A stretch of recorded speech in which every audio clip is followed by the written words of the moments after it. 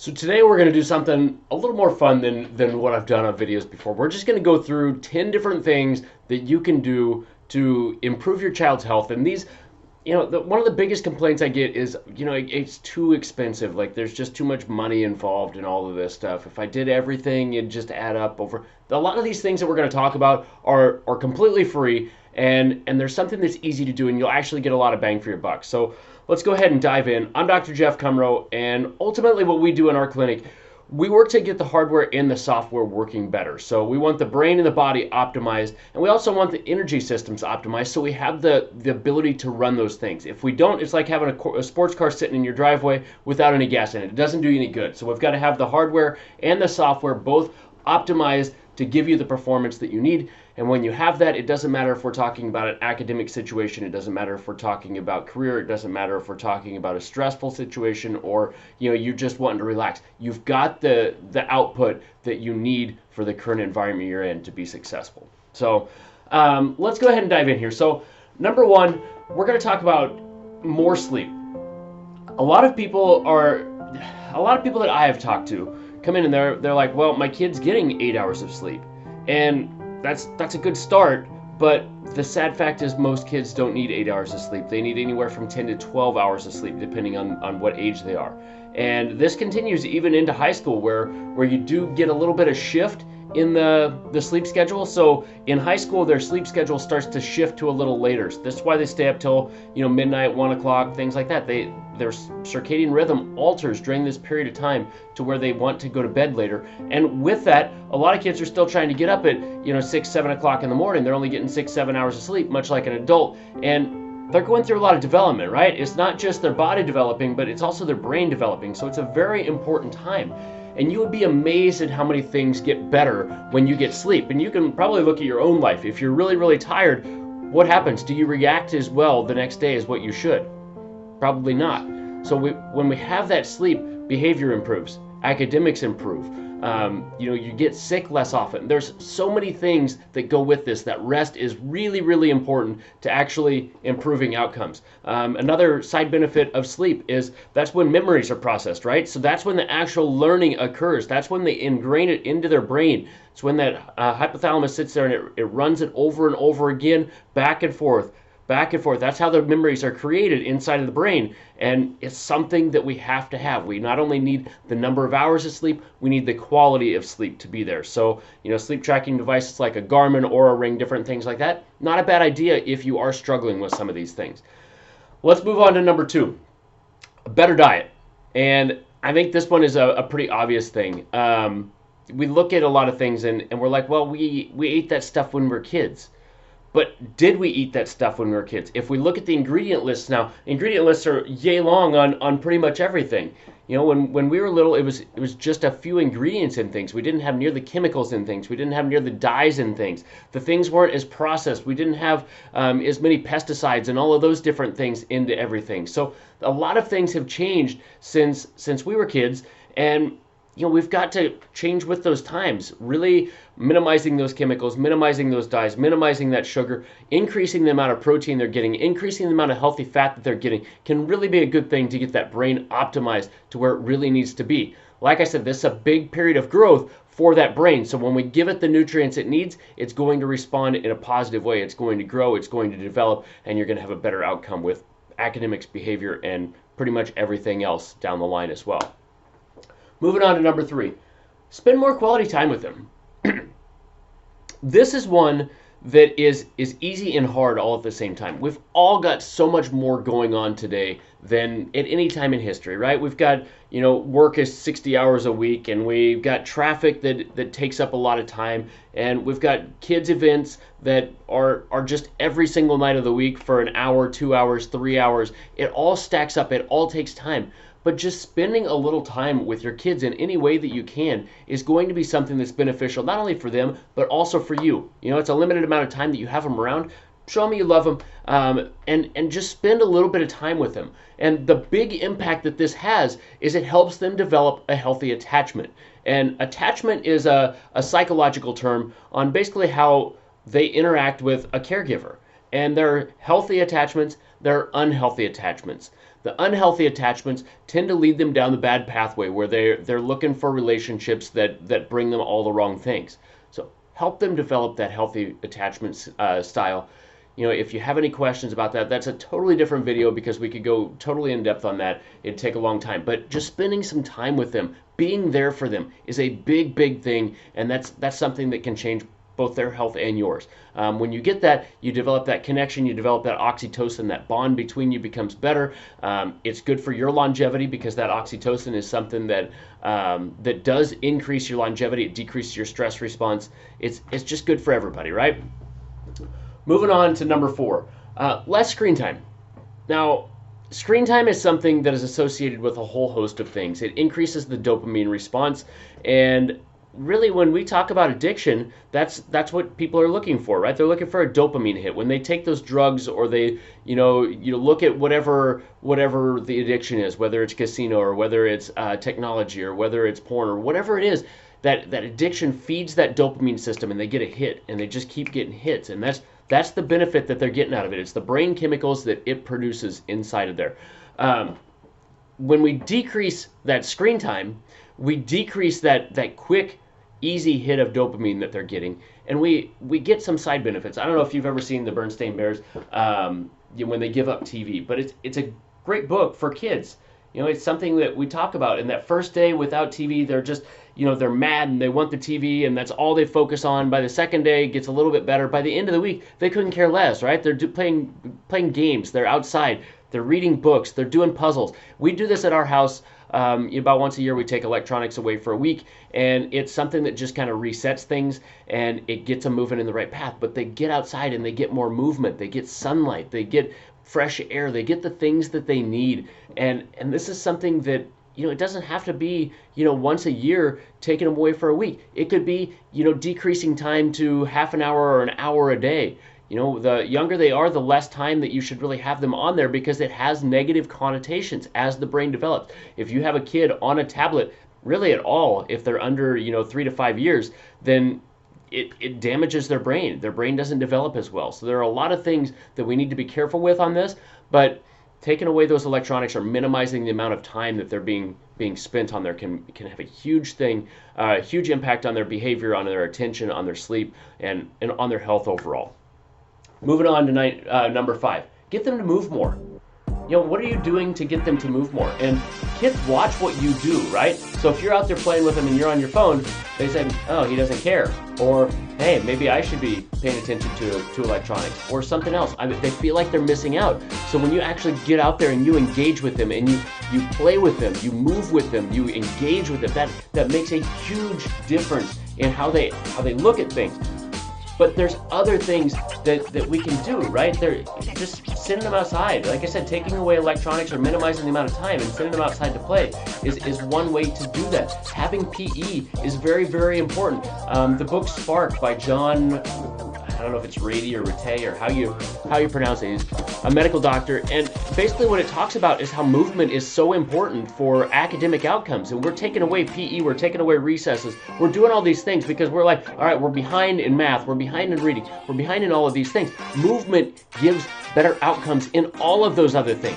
Why is that the case? Because movement stimulates all the different parts of the brain. It increases blood flow to the brain. It increases all these different things that we need to learn and mature and move forward in those areas. So movement is a super, super important part of all of this, and just getting them to move more. But if you can show them that you move, if you get into an exercise routine and they can see that you do that, they want to engage in it, right? Especially the younger the kids are, the more that they want to do that. So it helps them develop the habits that they need for a lifetime of health. Moving on to number 6, drink more water. See a lot of people that are dehydrated, and this doesn't just go for kids, this goes for adults as well. There's a whole host of things that go with dehydration, but if you look at this in simplistic terms, the body's an electrical machine, right? It runs off electricity. The energy we produce by the mitochondria is transitioned into electrical current that goes to the muscles, the brain, all these different things. How does electrical current move through the body? You have to have hydration in there. It moves through water. Water conducts electricity, right? So as we get a little bit less hydrated, we have a little bit less flow of energy. So it doesn't necessarily matter if you're making energy really, really well. You can't carry it to the areas that need it. You're still going to be tired. You're still not going to have that function that you need, right? Same goes for kids. So with that, you get behavioral issues, you get impulsivity, you get attention issues, all of these different things that struggle. Another side effect of this is when you get dehydrated, you don't sleep as well. It's harder to sleep, ironically. A lot of people tell me that, I don't want to drink a bunch of water because then I'm going to have to get up all night and all of that. It actually helps you sleep better when you get hydrated. It's ironic, but it's true. So just getting a little bit more hydration, skipping out on coffee, on soda, on especially the sugary drinks, because those sugary drinks go right into your bloodstream right away. They increase that blood sugar, they increase that insulin response, and it really causes some metabolic issues, not just in the short term, but that's where you set yourself up for diabetes, which we have a massive epidemic of diabetes coming on, and it's only going to get worse as time goes on unless we make changes like this. Moving on to number 7. Primitive reflex remediation. Now, the primitive reflexes are a set of reflexes that we're born with. So, classic examples, if you stroke the cheek of a baby, their mouth comes off to the side, right? It helps them find the nipple so they can find food. If you put your finger inside a baby's palm, they squeeze it. It's a reflex. All of those things are designed to help babies interact with their environment, and there's a lot more of them. That's just a couple of them. There's multiple of these. They help them interact with their environment, and as they interact with the environment, as they start to move, their brain starts to grow. It's basically teaching their brain the language of the world. They have to figure out what each thing means. What does this sensation mean? What does that sensation mean? How does that interact? And we teach the brain, and we basically upgrade it. It goes through a series of updates. So just like on your phone, every once in a while you get an update to that next level and that next level and that next level. Each one has increased capacity. Same thing happens with our brain. This is why we go through the predictable milestones that we go through. We have, rolling over, we have crawling, we have standing, we have walking or talking, we have all these different things. And if we skip a stage of that, the brain suffers. It's not developed to that next stage. The regressions that you experience during that are actually a good thing. I know you look at these regressions, I've done the same thing, I'm like, I can't wait until this is over, right? You've probably been there. The sleep regressions, the eating regressions, the behavior regressions, it's all because that brain is growing, it's expanding, and it doesn't know how to supply energy to that whole thing yet. So areas that have been there get a little bit less energy. And it takes a little time for them to develop that energy to supply everything, so that the regressions are a good thing, but those primitive reflexes are what provides for that growth of the brain to get that full development. Now, if you look at learning disorders, if you look at really a lot of conditions, poor stress handling, mental health, autoimmunity, there's so many things that are involved in, I don't want to say improper brain development, but it's not full maturation of certain parts of the brain. They're not as mature as what they could be or should be, and with that you get an imbalance in function, and the greater the imbalance in function, the greater the symptoms.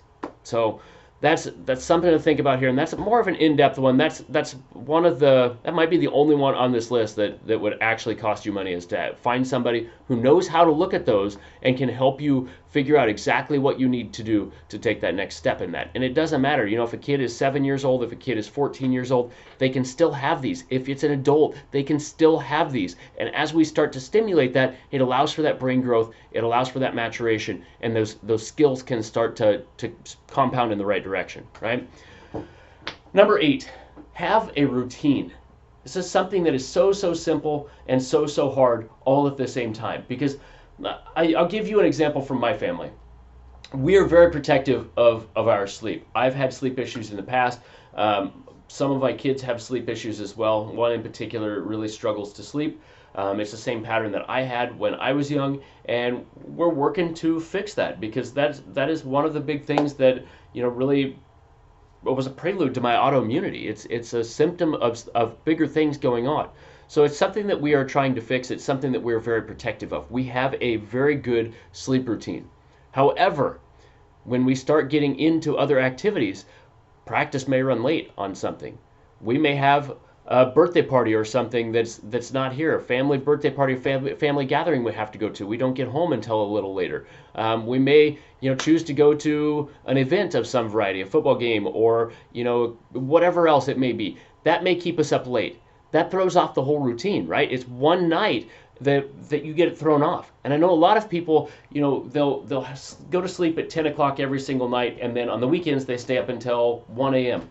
That throws you off. It's basically giving yourself jet lag. So when you throw off that sleep schedule for an hour, for 2 hours, for 3 hours, it really has a big impact for not just the next day, but really the 4 or 5 days after that, and perhaps even longer, just on the jet lag that you get that doesn't allow you to get into that sleep. Kids are very, very attuned to this, I guess would be a good way to put it. And that's when the next day behavior is not quite as good. And they have a little more tantrums. They have difficulty eating properly. They have all of these different things that go with this because they're tired. Like I said, if you're tired, you don't react as well. It's just human nature. So just having a routine like that can be huge.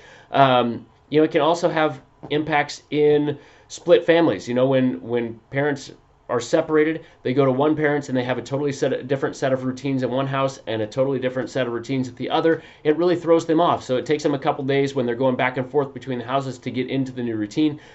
They try and push it, right? They want to push. Well, I could do this at that house. They want to push and expand their boundaries so they have a little bit more freedom. Human nature. It's not a bad thing, but we've got to have that expectation that they know what is expected of them, and that helps them, with their behavior, with their sleep, with everything else. Number 9, teach them about money. And I know that this is one that some people are going to probably leave comments on here and say, why is that important, blah, blah, blah. It's their kids, let them be kids, all of that stuff. And it's not just for the sake of money. I think money is something that we all need to learn about. I think that is something our education should include and does not, because it is something that is very, very important, and it's good for the health of the nation in general, right? We see right now, the cost of Medicare, the cost of healthcare in general, the cost of Social Security, all of these things. They're talking about the bankruptcy of the nation with this. And teaching our kids about things like this is important because it's going to set them up for lifelong skills. You see, socioeconomic status does have an impact on health. So when we learn about money and what we can do, it actually impacts not only the health of the next generation, but it goes for generations after that because they understand some of these things. So it can have a generational impact. So there's that side of things, but that's not the biggest thing that I want you to teach your kid about money about. The reason I want you to teach your kid about money is it's a great analogy for health.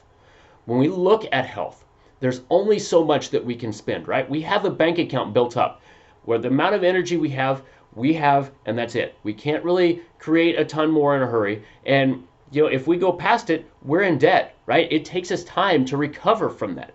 So when we look at health, if we overspend on our health, if we expend too much energy, we're down for a couple days. We're more likely to get sick. We're more likely to be grumpy or have emotional issues or attention issues or things like that are going to cost us in the future. So we've got to manage our energy. And the biggest thing, if we can expand our energy, that's where success lies, right? If we can expand our income, it's easier to meet the day-to-day needs.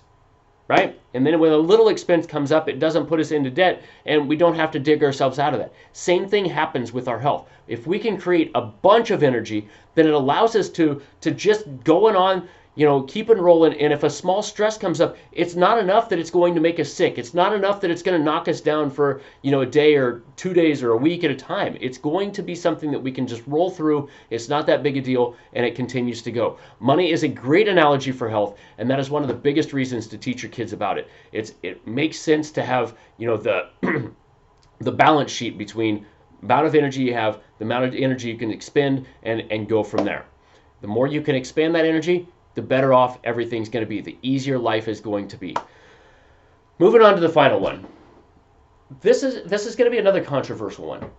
Aim to be the parent and not the friend, right? Sometimes as parents, we have to do hard things. And parenting, I will be flat out honest with you. Parenting is tough. It is the hardest thing that I have ever done, and I get a lot of things wrong as far as parenting. So take this for what it's worth. But it's difficult to be a friend and a parent at the same time. Now, that doesn't mean you can't be nice to your kid. It doesn't mean you can't be there for your kid. It doesn't mean you can't show your kid love, because you should do every single one of those. Those are very, very important things to do.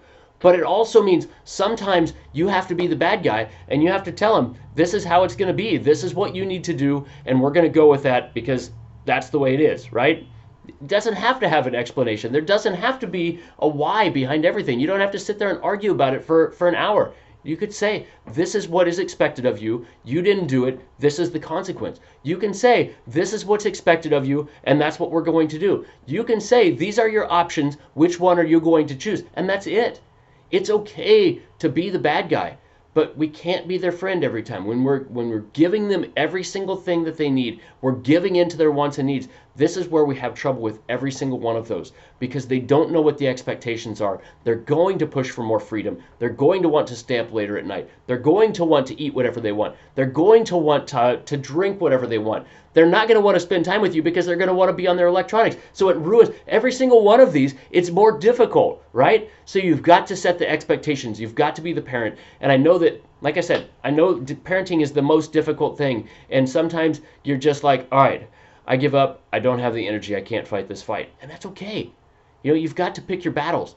But there are certain expectations that you have to withhold, because if you don't, it throws all the rest of this stuff off. So I hope that this helps. Again, you know, what we talked about, more sleep is going to be something that's beneficial for them. Having a better diet, especially more protein and more healthy fats. Spend more quality time with them. Give them some things to be excited about. Let them, you know, get to know you better. Let them see you, you know, connecting and showing them love, because it makes a big difference with them. Less screen time is going to be important, not only in their brain development, but also in their success overall. Have them move more. Doesn't matter, you know, if it's out playing games or if it's in a sporting activity or if it's in PE. Have them move around more. Drink more water. Very, very important, and one that is probably good for you too. So mark that one down for yourself. Primitive reflexes. Have them check. Find a practitioner that looks at these. Have a routine. Know what that routine is, and know what the expectations are. Just like number 10 there, if those two go together. So when we have the routine and we actually uphold the routine, it makes a big difference in what they know, what their expectations are. And then teach them about money, because money is a great analogy for health. So I hope that this helps you. I hope that you get some benefit out of this. I know it's a long video, but like I said, most of these are free things that you can do to change your child's future and change your child's future health. And this also is going to improve your health. It's going to improve your relationships and hopefully make everything in life easier for you. So if this is helpful, please like or subscribe. It gives me a lot of good information as far as what you're finding beneficial. And I will catch you on next week's video. Appreciate you.